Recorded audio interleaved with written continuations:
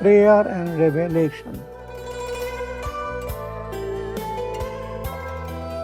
O Lord, may I have 1,000 hands. With each hand, may I comfort every soul struggling through the world process. May my hands possess a healing balm, a gracious touch, and a beckoning light to relieve every soul afflicted with pain. And God smilingly responded within my heart, I am your very self. I am the love of 1,000 mothers. I am enfolding every soul with tender, loving care. I am indeed your very self. You are in reality my very self. Ahame Vedam Sarvam. I alone am in all names and forms.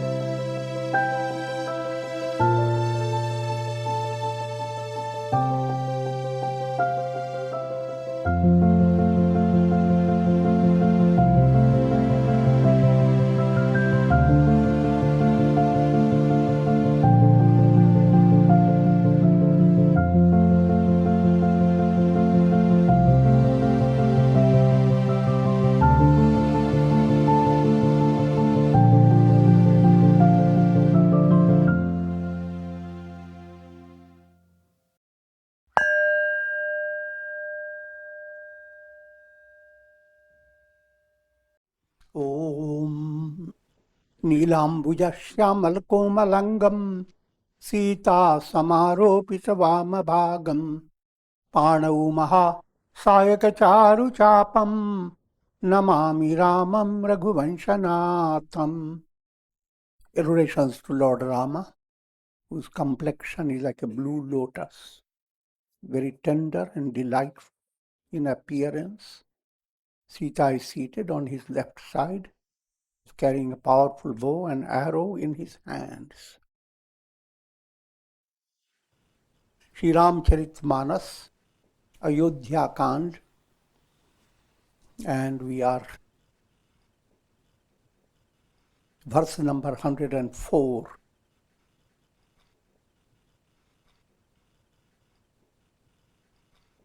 The context of story is Rama, Lakshmana, Sita, and Guha Nishad, his student friend from his Gurukul, Guha Nishad.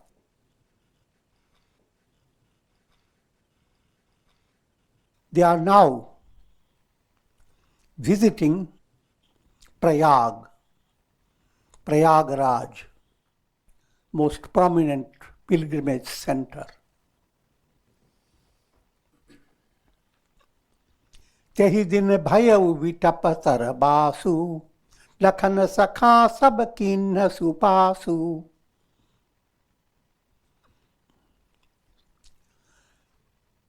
On that day,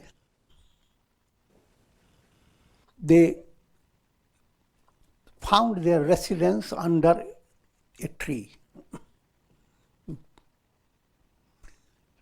Lakshmana and Guha Nishad.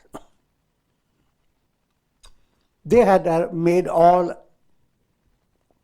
arrangements, implying all the leaves and whatever else needed for making Rama and Lakshmana relaxed, as if they are in their own house and palace. And that was the cushiony couch.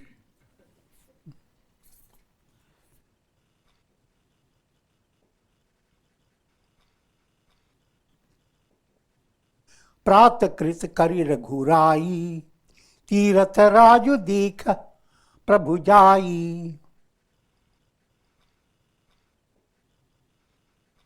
Early in the morning, Shri Rama performed his early prayers, early rituals, and then proceeded to have the darshan of King Prayag.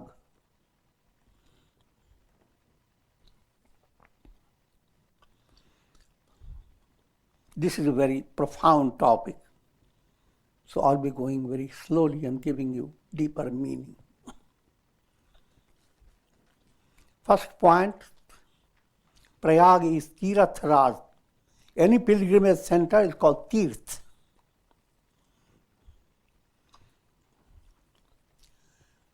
And it is two, Tirtha. Tir term in this context refers to when you are in a river or anywhere, the bank is called the Tir. And we shouldn't wonder, all of us, we are in the ocean, not just ordinary river. Looking for a comfortable shore. Sure.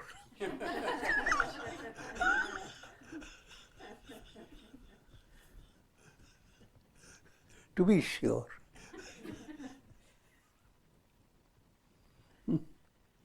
And tha, sthit, sthai, sthita prajna.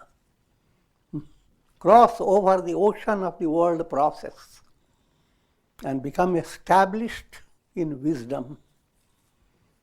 You have made your tirtha. Your pilgrimage has been completed. But now anything that promotes that becomes a tirtha. And for general masses, we have geographical places which are associated with great wisdom, saints and sages, story of sages, story of miracles, and sages have made those centers charged with spiritual vibrations. So therefore, for early stage, in kindergarten stage, going to different pilgrimage centers give a tremendous impact on human mind. And sometimes you are not fully aware of what you are getting. So, Shri Rama, Lakshmana, Sita, and Guha,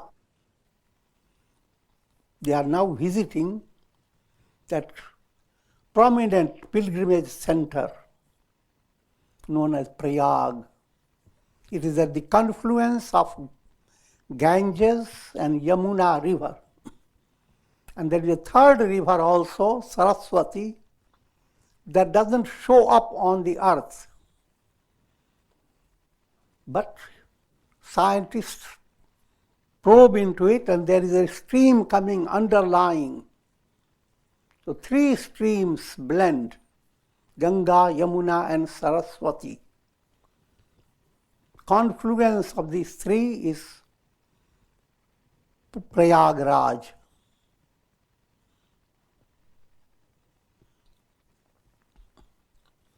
Now coming to more subtler point, if you are practicing Kundalini Yoga, you are also introduced to that word Prayag, Baddha Prayag and Mukta Prayag. When Kundalini begins to awaken Mooladhar, the basic center, plexus, then that's called Baddha Prayag.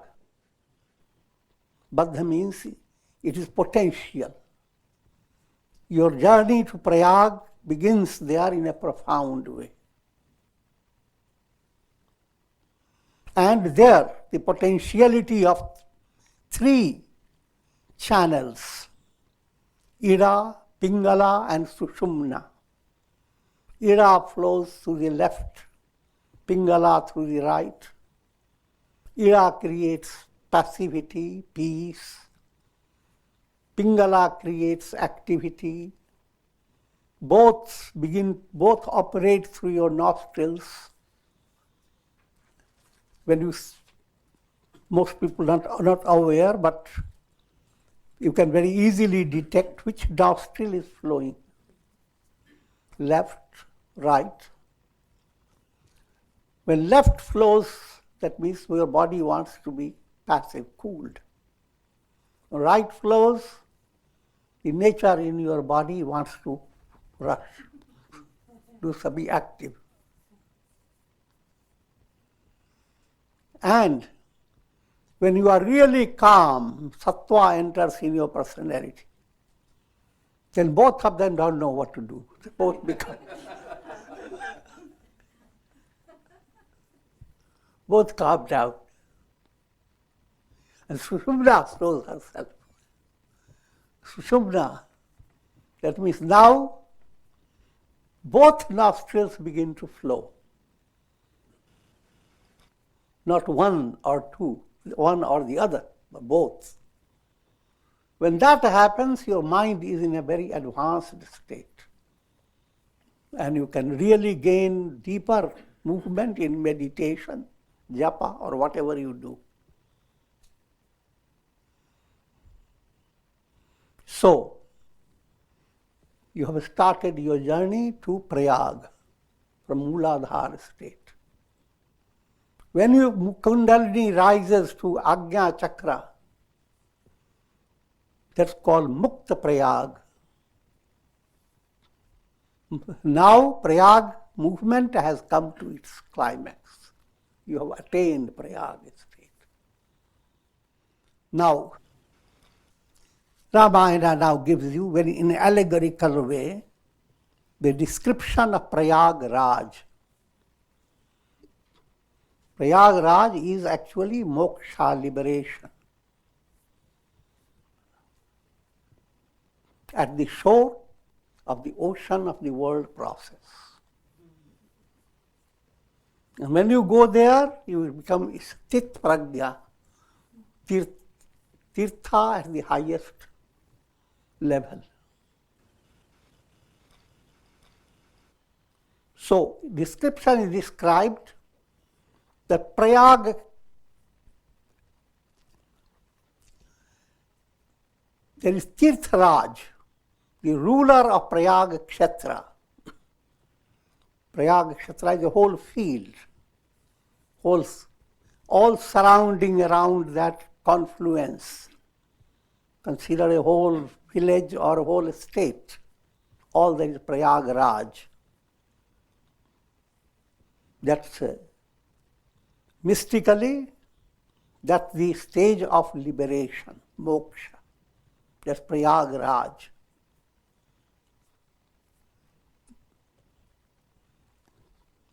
In fact, that moksha is the ruler of Prayag Kshetra. Who is the ruler, the king? Moksha, liberation. And it is liberation, moksha, who has assumed the form of Rama. The Rama potential in person, and where is Rama? Is a potential in every individual. The Rama potential is now visiting Prayag and is experiencing ecstasy seeing Prayag. And he describes the glory of Prayag to Lakshmana, to Sita, to Guha.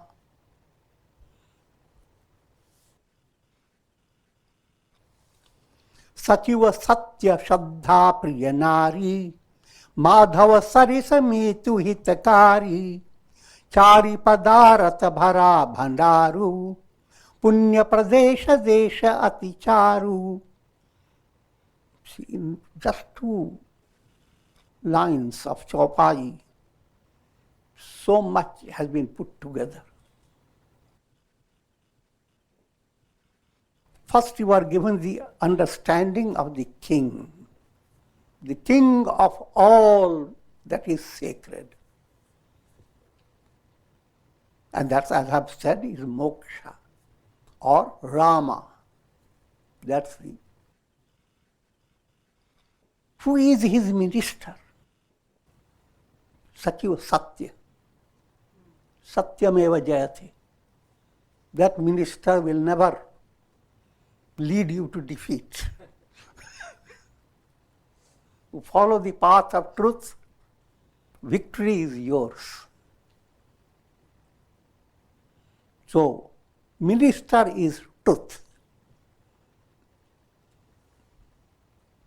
Shraddha Priya Nari, a king without a spouse, that's not heard of.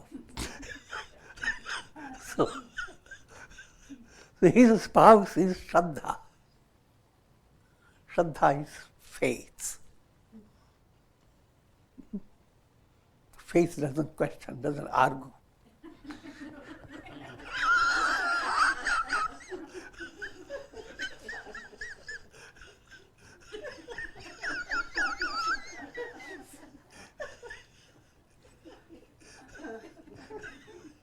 So there is always a very harmonious atmosphere.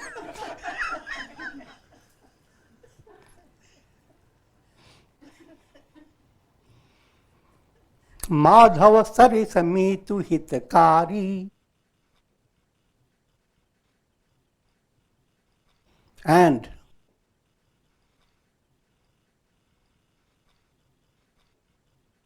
in actual Prayag, Tirtha, where you go, there is a temple of Veni Madhav. Lord Vishnu presented as a highlight of that area. That Madhav, which is Lord Vishnu, is the destroyer of demon Madhu. The demon Madhu who study in the mother worship days. Vishnu, Brahma started creating, but out of Vishnu's ears, 2 demons emerged. And they started fighting with Brahma and wouldn't let him do anything creative. And then Brahma invoked Goddess Saraswati. The goddess, rather Durga Devi. And Durga Devi awakened Lord Vishnu in such a way that Vishnu began to fight against Madhu and Kaitava. Fight went on for a long time until Madhu and Kaitava themselves, Saraswati inspired them in a strange way. Themselves they said, "Oh Vishnu, you are very powerful, very brave. Ask any boon and we will give you." Vishnu said, "This is so? Then give me the boon that I may cut off your head."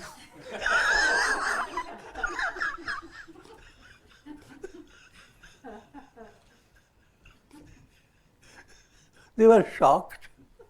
But they had given they made themselves very great heroes.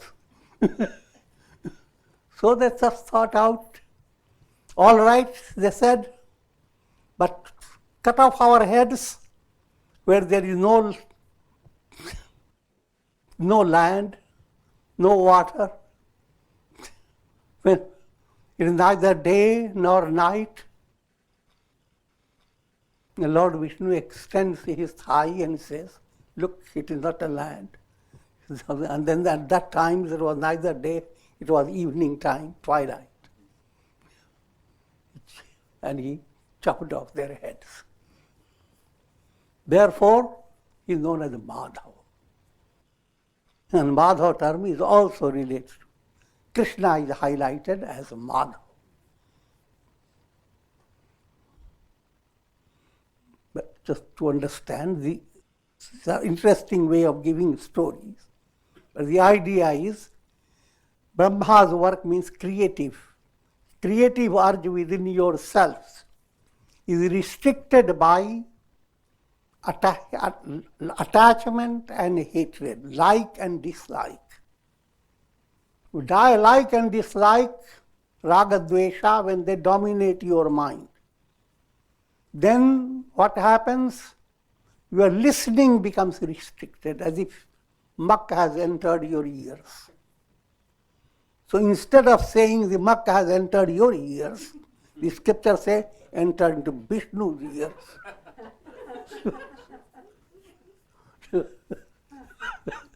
Now you are very happy about it.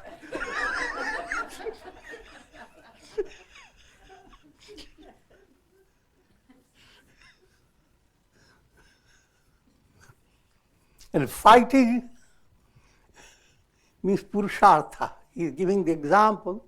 You go on fighting, that's your sadhana. And ultimately bring about a cozy environment, an agreeable movement. And negativity is not destroyed by negativity. A short-circuited electricity is not corrected by your being excited. So that type of congenial atmosphere comes by Goddess Saraswati, and then they are sublimated by Vishnu. Sublimated not as a result of fruit of karma. Fruit of karma is always described in the terms of either day or night, either in or out, either land or water. Fruit of karma can be described in all the ways. But that which is not fruit of karma, but a revelation of the divine. So Lord Vishnu's thigh comes up. And it is that which cuts down, that which sublimates raga dvesha. And that God is a deity in Prayag Kshetra, called Veni Madhav. Veni relates to Triveni, three rivers coming together, confluence. And there the deity Madhava, Veni Madhava. And that Veni Madhava is the friend of moksha.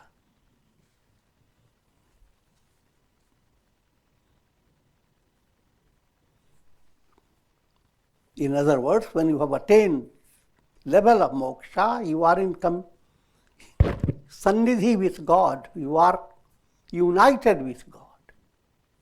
And you can understand it in many ways. Many ways, ultimately,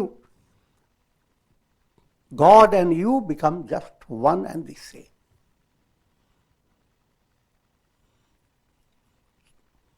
The best of friends, again, turning to scriptures, God. And that God is the friend of that Tirath Raj, the king. Think of all the elegance of the king. He ministers truth. Shraddha is his dear wife. Madhava is his wonderful friend. And what about his treasury? Chari padarat bhara madaru. Dharma, artha, kama, moksha. In a boundless proportion. That's his treasury house.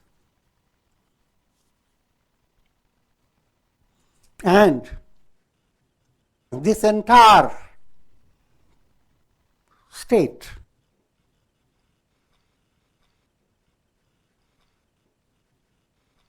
is a field of virtue, Punya Pradesh. Kshetru agam gadhu गाढ़ सुहावा सपने हो नहीं प्रतिपच्छिन्न पावा. And Prayaga Kshetra, this central area of Prayag that's called Prayaga Kshetra, that's like a fortress, strong, unshakable, inaccessible, for whom all the vices, they are the enemies, Shadaripus, Kama, passion, perverted desire, anger, krodha, lobha, greed, moha, deluded love, mada, pride, matsarya, jealousy. These are only highlights, you see. They are like branches and they have many sub-branches. And all these enemies, they cannot enter that fortress.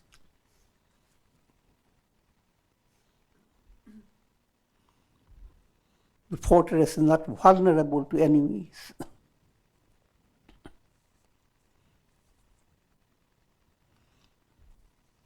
And all the sacred places, all the tirthas, all the spirits of sacred places,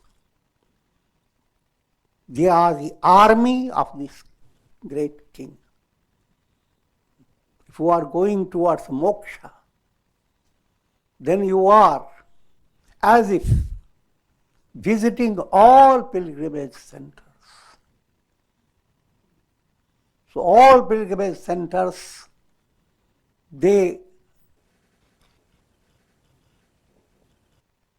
two ways to understand. The purpose behind pilgrimage centers is to help you to go towards the king.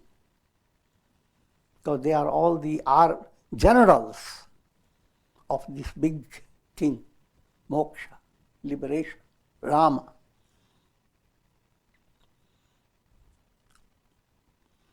And these generals, these army, tirthas,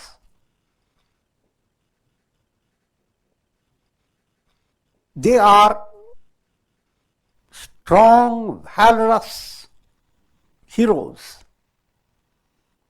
for crushing the army of vices. Sangamu singhasanu suthi soha Chatru akhaya batu muni manu moha. The confluence of Ganges river, Yamuna river, Saraswati. That is the most glorious throne of that great king, moksha. But a king requires a chhatra.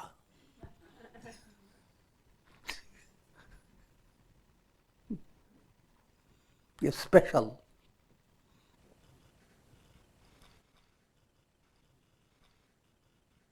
That which glorifies the king. So you see the Kshatriya over, you know that's the greatest person.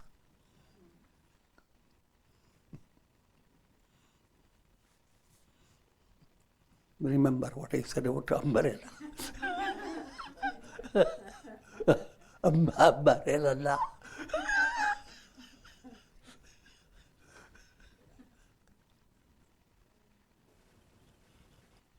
So that type of akshaya, but here that which is highlighting the king's head is akshaya, imperishable, but relates to the banyan tree. But this is all allegorical, there is no tree there. The state of Sthita Prajna state is like the banyan tree. And that type of shade of that banyan tree, or all the branches of the banyan tree put together, all that brings about the state of liberation, or all the glories of liberation, they are towering over the head of the king. So Akshaya Bhatt is over his head. And this whole setting, Muni Manu Moha. Sages are those whose minds cannot fall for moha, deluded way of looking at the world. But now they forget all about their austerity. The mind is trapped by moha as they look at this state. Figure that out. The poetic way of describing the glory. So the sages, may, no matter how advanced they may be, whenever they hear devotional movement, and whenever that setting arises, they become especially bright, joyous. So that's what it implies.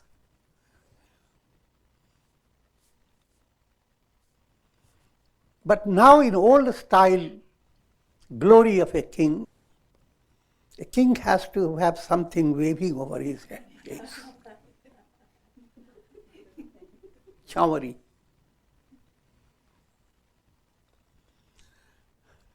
And that comes from the waves of Yamuna and Ganga river. Ganga river is embodiment of bhakti. Yamuna river is embodiment of karma yoga.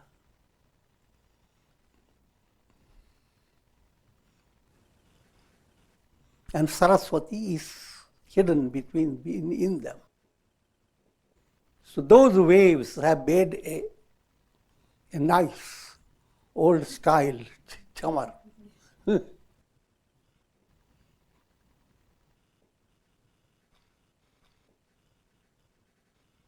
The very sight of that chavari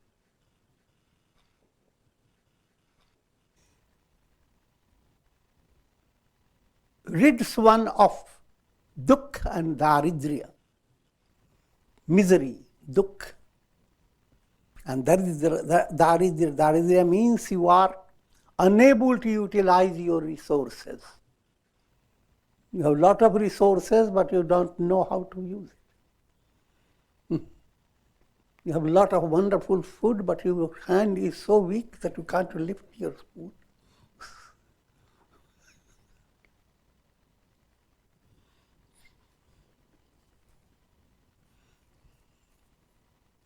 से वहीं सुकृति साधु सुचि पावहीं सब बन काम बंदी वेद पुराण गण कहीं भी मल गुल ग्राम. Now a king has to have also servants. Who are the servants who serve the king? All virtuous souls, holy saints. They are constantly involved with Pada Puja, serving the king. And they receive from the king all the fulfillment of the desire. Every servant of the king must receive some jewel, some garland, or some reward. And here the reward is fulfillment of all desires. One thing is still lacking. Kings have their bards who sang the praises of the king. They're called rhapsodists.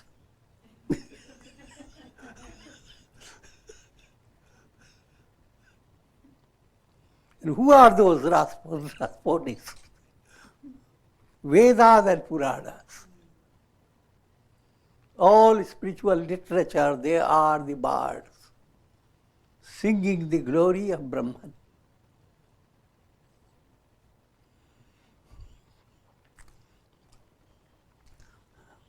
Having told all this, Tulsidas is not satisfied.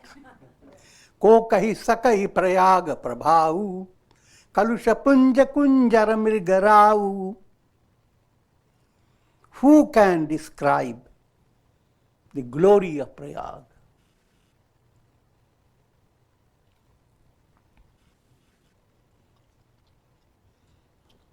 This Prayagraj is like a lion for destroying all the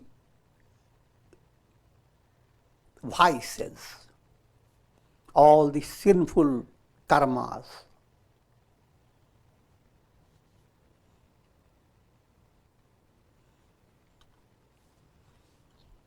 Having beheld this Tirtharaj Prayag face to face, confront, Rama, who is himself the ocean of joy, became overwhelmed with joy.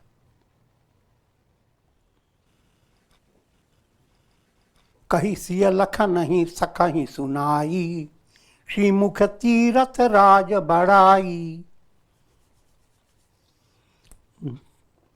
Rama himself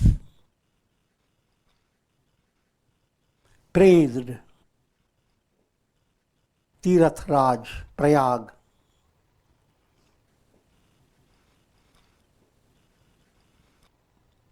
before Sitaji, Lakshman and his friend Guha. And having created that type of atmosphere,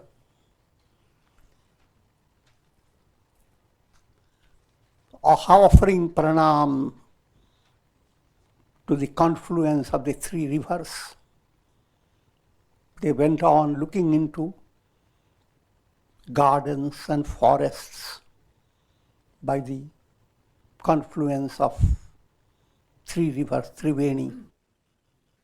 Ehi vidhi ai viloki beni, sumirat sakala sumangala deni. Thus Sri Rama had the darshan of Triveni, three rivers coming together.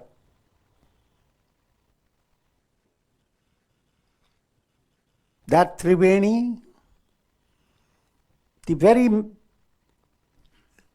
remembrance of Triveni, if you bring Triveni in your mind, thinking of Triveni, meditating on Triveni,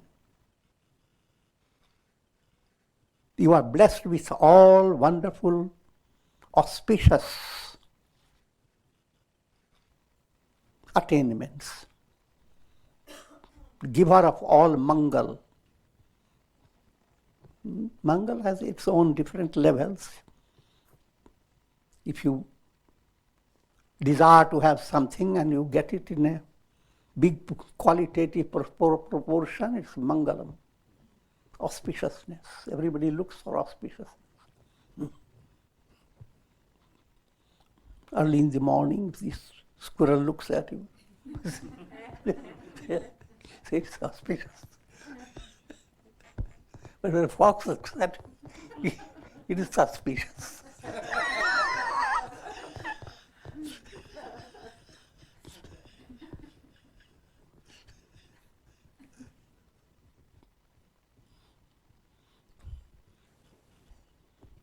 Going beyond the humor, the idea is all good developments in your personality, they are the auspicious, that's leading you Godward movement.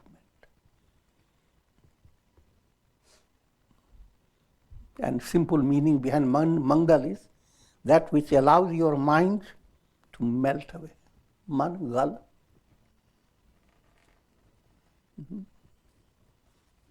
The ultimate goal is not to stay with the mind. Mind is your iPad. The soul is staying with the iPad all the time. That's bad.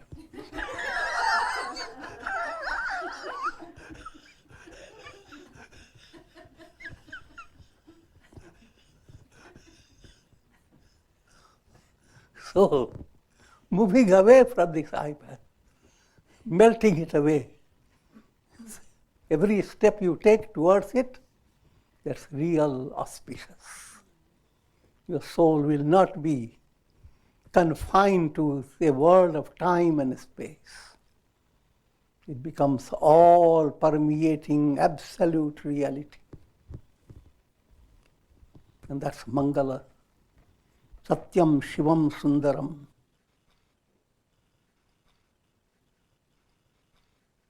Mudita Nahayi Kinha Shiva Seva Puji Jathabidhi Tiratha Deva.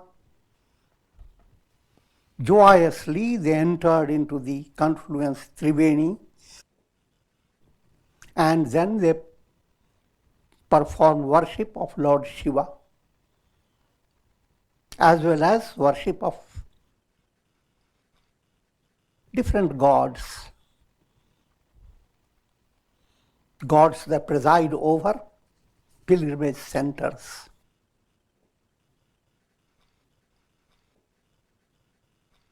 So this whole topic, people simply go quickly fast because what's the story behind it? But it has all that subtle point. It's like studying Sthita Prajna, Lakshanas in the Gita. Now comes to another stage of story. Tab Prabhu Bharadwaja pahi aaye, karta dandavat muni uralaye.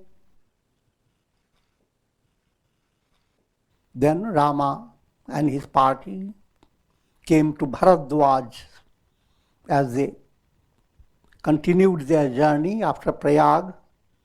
First thing, they are entering into the ashram of Sage Bharadwaj. Bharadwaj is a Vedic sage.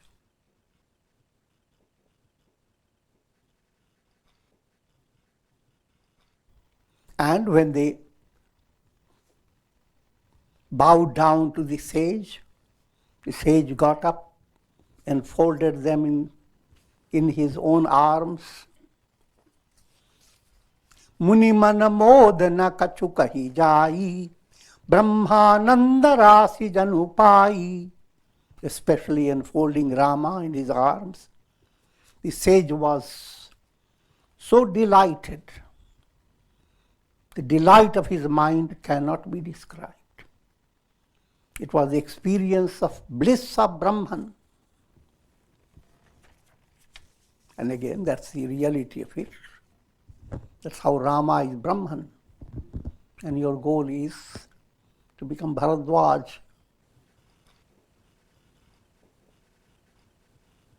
Bharadwaj is a blend of two factors, jnana and bhakti.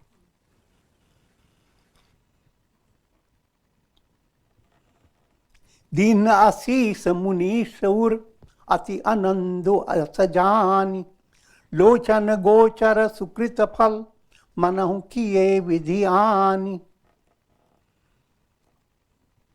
This great sage, Lord of the sages, Munishwar, Bharadwaj gave blessings to Rama and his party. And in his heart, he was so overwhelmed by the revelation that Rama is Brahman. As if all his virtuous karmas gave forth the fruit before his very eyes. It's called darshans, the direct revelation. Kushala prashna kari asana dinhe, puji prema paripurana kinhe. Now coming to practical reality.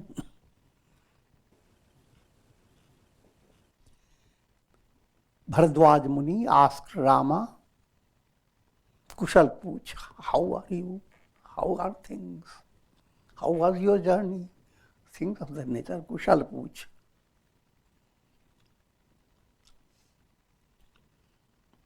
And showered his love. Kandamula phala ankur nike, diye animal muni manahu amike.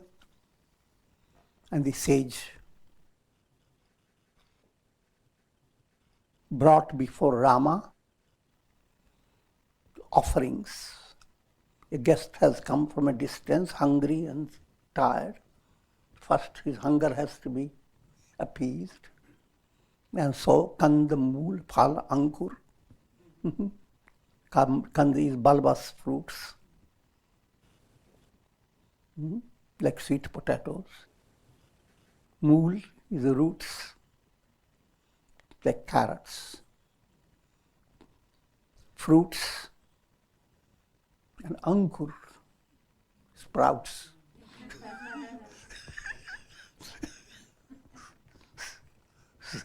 You have some hint about healthy food.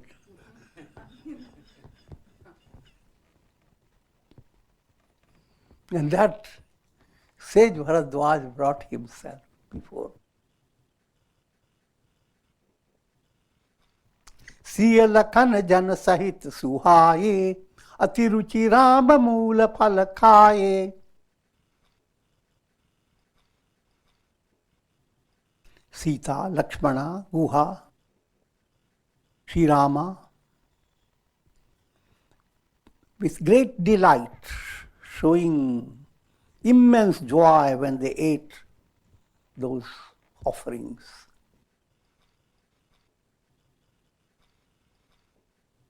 If they ate any fruit, they showed how happy they were.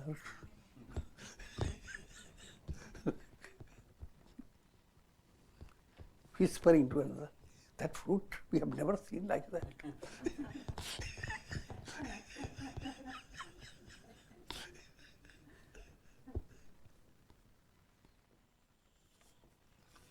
Bhaye bigat sham ram sukhare, Bharadwaj mridu bachana uchare. When Rama, speaking from worldly point of view, appeared to be relaxed after food is given and some time has passed.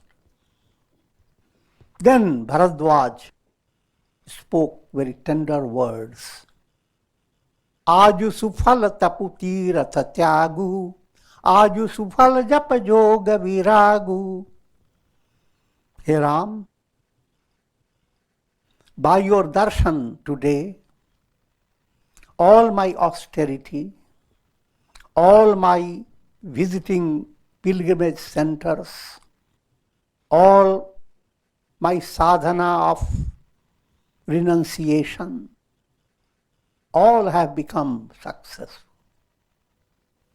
The purpose behind all your sadhana, all that you do is attaining Rama. Rama is moksha, liberation. And here Rama is embodiment of that liberation.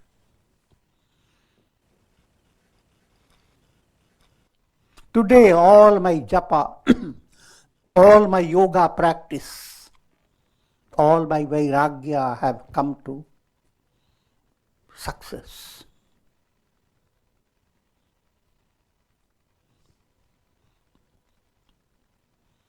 All good karmas and good sadhanas have borne their fruit.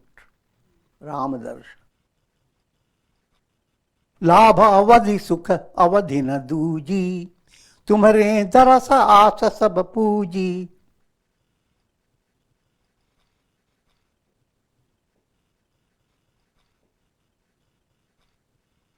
O Rama,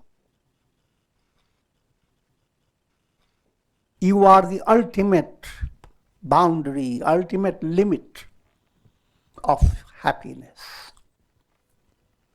You are the ultimate limit of all gain, labh and sukh. You are the infinite proportion.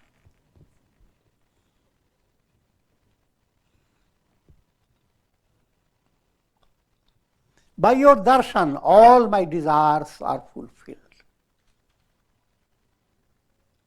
Now, be gracious and give me the boon that I have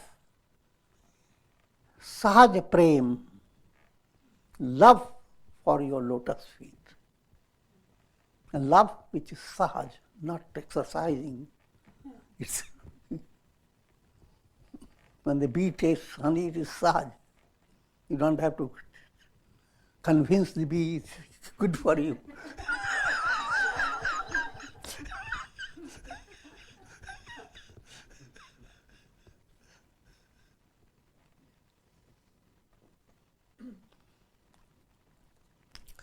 करम बचन मन छाड़ी छलू जब लगी जनु न तुम्हार तब लगी सुख सपने हो नहीं किए कोटि उपचार. This is the moral of the story. As long as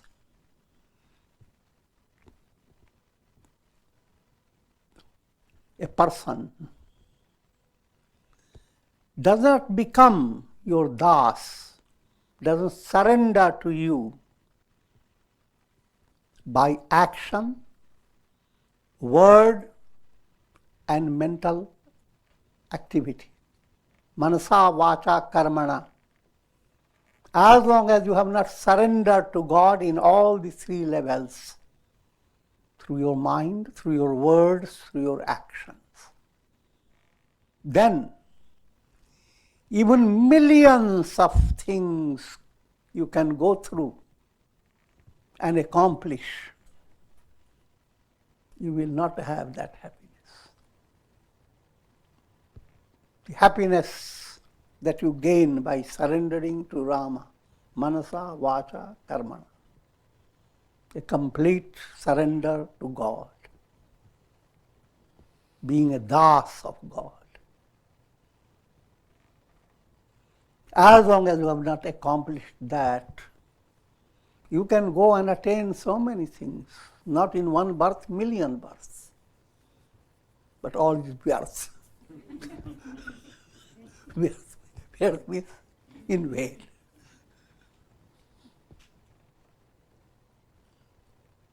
And with this I am concluding. Om Triambakam Yajamahe Sugandhim Pushtivardhanam Urvarukma Bandhanan Mrityor Mukshiyamamritat Sarve Bhavantu Sukhina Sarve Santu Niramaya Sarve Bhadrani Pashyantu Ma Kashchid Dukha Bhag Bhavet Asato Ma Sadgamaya Tamso Ma Jyotirgamaya Mrityor Ma Mritam Gamaya Om Purnamadaha Purnamidam Purnat Purnamudachyate Purnasya Purnamadaya Purnamevavashishyate Om Shanti Shanti Shanti. Om Shri Ramayana Namah Shivaya.